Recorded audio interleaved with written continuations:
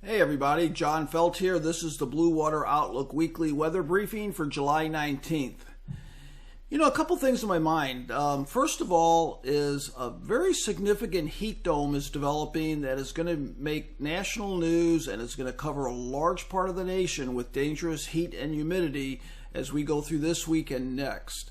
Second of all, from a climatological standpoint, we are likely to get some tropical development. It's starting to pick up a little bit more, and I'll be looking at that.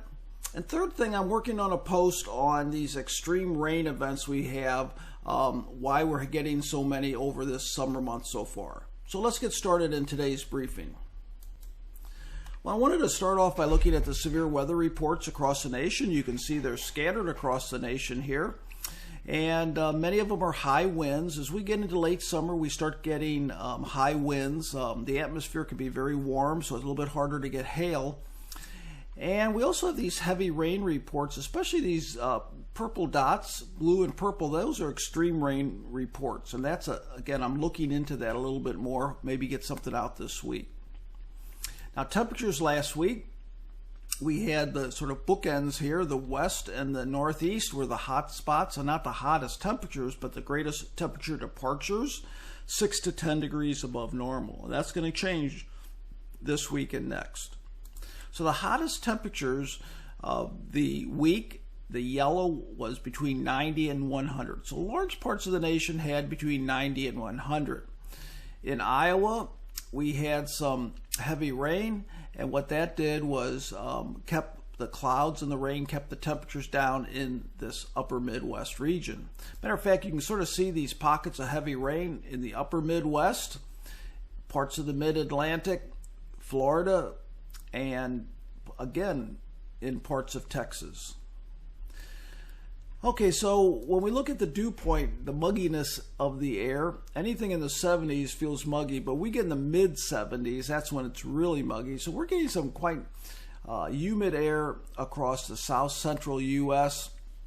That's going to combine with hot temperatures and give us that dangerous and uncomfortable heat this week. And the reason why is we have this area of high pressure, and where that goes, it's going to be very hot and most likely very dry. Now up here we're going to have a bit of a break because we're going to have a little upper atmosphere energy scooting across. By Thursday that has zipped up to the northeast, and what we have here is a large dome of high pressure from the northeast across the east and even across the south. So a very large area is going to be covered by this heat dome. And then as we get on next weekend, this is next Sunday, look at this, very intense heat dome in the central U.S., but it extends all the way across a large part of the U.S. So it is going to be a very dominant feature. And if you look at, as we get towards later in the week, mid to late week, and then into next week, you can see how much of the nation it covers. Now we might get a little bit of a break in the Great Lakes as we get towards the end of the month, and that strongest temperature departures might shift a bit from the central and the west. Now I mentioned the heat index, and the red is a very significant heat index, second highest. And then if you look in there are a couple little dots of purple even, and that is the highest level of heat. But you can sort of see where it goes. This is Saturday, Sunday, Monday, Tuesday, Wednesday, and Thursday. It shifts from mainly the southeast up into the Midwest, into the central U.S. as we go through the week. Okay, so any rain, well, it's going to be on the top of the ridge of high pressure. You might have heard that term. We've used it in past years, circle of fire, and it indicates that the thunderstorms move across the top of that ridge. So that'll be the upper Midwest, a chance of rain, the Florida Peninsula, but everything else, if you're under this ridge of high pressure, it is going to be pretty much bone dry.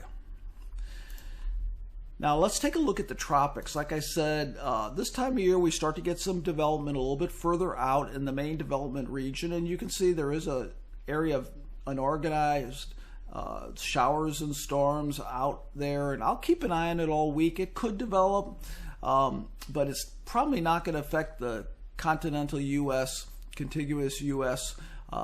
We'll keep an eye out for Puerto Rico and the Virgin Islands. But overall, that is what you'd expect this time of year.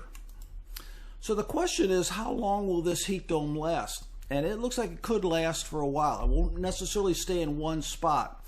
This is week 2 right here. Look at this. Look how much of the nation is covered with above normal temperatures in week 2, plus very dry conditions. So I think we're going to see drought emergence in many areas due to this heat and very dry conditions. And this is the week 2 outlook for hazardous temperatures. Now let's look a little bit further out. Weeks 3 and 4 looks like, at least as far as the outlook goes, that area of high pressure shifts back to the east and maybe affects more of the eastern U.S. As we get in weeks 3 or 4. So I think the bottom line, rest of July into August now, some parts of the country, sometimes it's going to be large parts, other times maybe not quite so much, but we're going to be impacted by a heat dome with very high temperatures and very dry conditions. Stay cool. Have a great week. Take care.